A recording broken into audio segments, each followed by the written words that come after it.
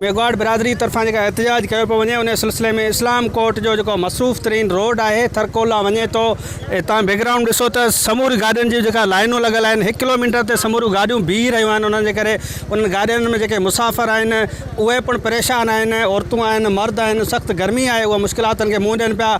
हिन वक़्तु इंतज़ामिया नाले का हिते शइ नज़र न पई अचे। असिस्टेंट कमिश्नर गाइबु आहे, मुख़्तियार कार गाइबु आहे, पुलिस जो SHO पिणु गाइबु आहे।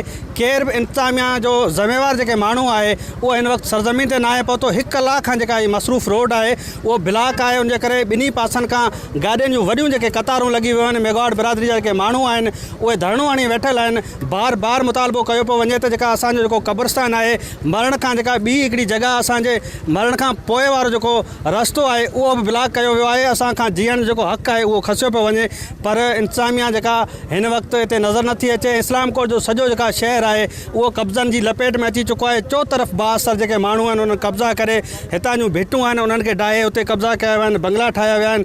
पर इंतज़ामिया ते इल्ज़ाम लॻाए पिया वञनि त असिस्टेंट कमिश्नर ऐं मुख़्तियार कार जी मिलीभगत सां बाअसर माण्हू कब्ज़ा कनि पिया। रेवेन्यू वारा सरे आम रिश्वत वठंदे नज़र अचनि। जी विज़िट कयो अवामी आवाज़ मीडिया ग्रुप जी वेबसाइट awamiawaz.pk।